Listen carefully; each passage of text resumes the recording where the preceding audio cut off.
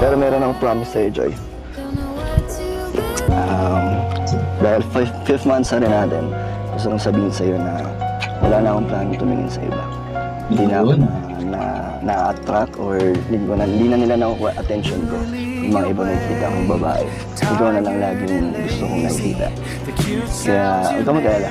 Wala kang pagsiselosan. Ano? Okay na yun?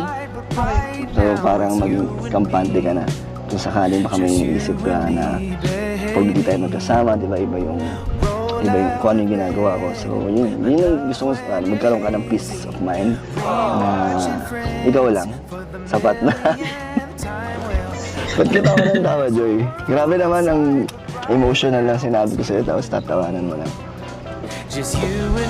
Mag-comment po ako. Bahala na po sa kung ano pong mangyayari.